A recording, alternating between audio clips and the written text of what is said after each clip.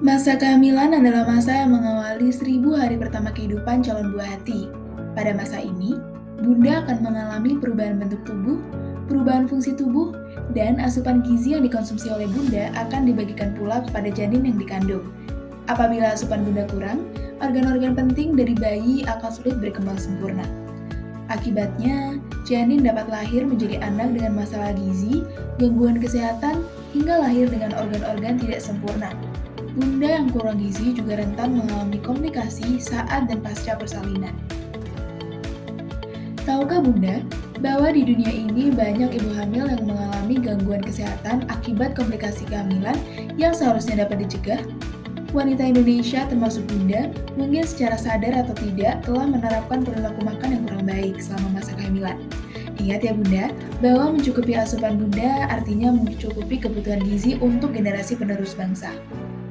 Oleh karena itu, yuk Bunda, kita belajar bersama-sama.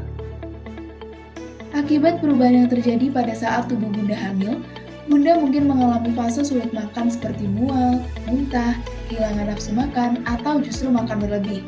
Hal tersebut normal dan merupakan fase yang perlu dilewati oleh Bunda. Oleh karena itu, penting bagi Bunda untuk mengetahui bagaimana konsumsi makan yang baik selama hamil. Bunda juga dapat menyiasati agar selama hamil sebisa mungkin mencukupi kebutuhan gizi. Namun, ingat ya Bunda, apabila masalah kesehatan Bunda tidak kunjung membaik, segera konsultasikan dengan dokter, bidan, atau tenaga kesehatan yang berwenang. Apabila Bunda memiliki status gizi normal sebelum hamil, Bunda disarankan untuk menambahkan asupan kalori sebesar 180 kilokalori per hari saat kehamilan trimester pertama dan 300 kilokalori per hari saat trimester kedua dan ketiga. Untuk mudahnya, Bunda cukup menambahkan porsi makan utama dan makan selingan. Tentu tidak sembarang makanan ya Bunda. Ingat bahwa asupan gizi seimbang seperti protein, lemak esensial, vitamin dan mineral seperti yodium, vitamin A dan zat besi sangat penting untuk perkembangan otak dan kekebalan tubuh buah hati. Sebagai contoh untuk protein, Bunda dapat memilih telur 1,5 butir, tempe 4 potong sedang, tahu 2 biji besar, susu 1,5 gelas, ikan 1 ekor, dan daging 1 potong besar untuk mencukupi penambahan 10 gram protein. Untuk lemak, Bunda harus mengutamakan bahan makanan sumber lemak esensial seperti omega 3 dan omega 6. Minyak-minyak tersebut dapat Bunda temukan pada ikan laut seperti salmon, tuna, lemuru, dan tenggiri. Sedangkan omega 6 dapat Bunda temukan pada minyak kedelai, minyak jagung, dan lain-lain. Bunda juga harus berhati-hati dalam memilih metode pengolahan ya, karena setiap bahan yang digoreng akan menambahkan kalori dan minyak yang akan Bunda konsumsi. Untuk karbohidrat, Bunda dapat memilih mengkonsumsi yang Bunda inginkan. Tidak harus nasi kok Bunda, masih ada singkong, sagu, sorghum, ubi, dan lain-lain. Beberapa makanan lain seperti tempe, pisang, tahu, dan susu juga mengandung karbohidrat yang bisa membantu Bunda mencukupi kebutuhan. Apabila Bunda tidak memiliki keluhan terhadap konsumsi makanan, Bunda dapat membiasakan diri untuk makan secara teratur, yaitu dengan 3 kali makan utama dan 2 kali makan selingan.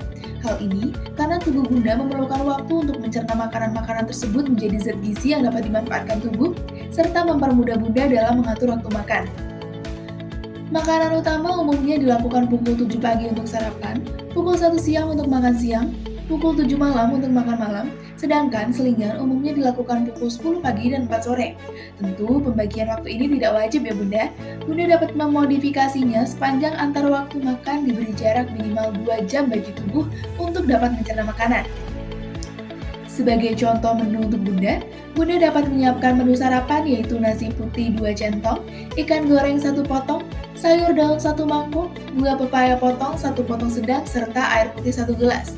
Untuk selingan, Bunda dapat mengkonsumsi jus alpukat 1 gelas dan kroket ayam 2 potong kecil. Selanjutnya untuk makan siang, Bunda dapat mengkonsumsi nasi putih 2 centong, mangut lele 1 ekor, tumis terong 1 mangkuk, tahu telur 1 potong besar, melon potong 1 potong sedang, dan air putih 1 gelas. Untuk selingan sore, Bunda dapat mengkonsumsi pisang 1 buah, roti bakar 1 potong, dan air putih 1 gelas. Kemudian untuk makan malam, Bunda dapat mengkonsumsi nasi putih 1 centong, singkong rebus 1 potong sedang, oseng tempe tahu 1 mangkuk, sup matahari 1 mangkuk, ayam goreng rempah 1 potong sedang, dan air putih 1 gelas.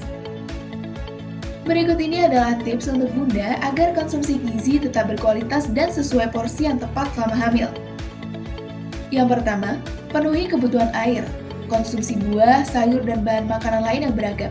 Pastikan selalu terdapat sumber protein dan jangan lupa untuk tetap membatasi makanan tinggi garam dan natrium, tinggi gula, atau terlalu banyak pengawet.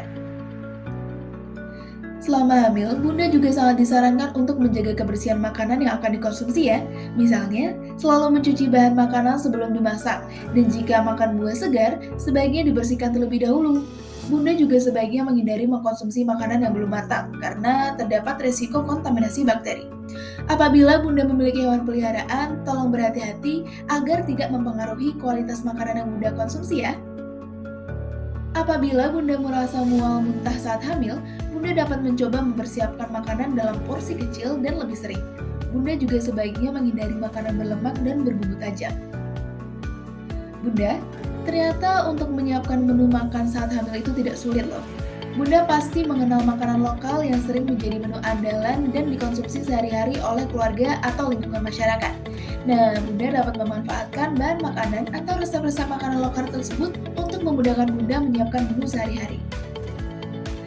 Masing-masing daerah di Indonesia memiliki makanan lokal yang mungkin sulit ditemui di daerah lainnya. Misalnya saja di Jogja, kita mengenal mie letek yang dibuat dari singkong.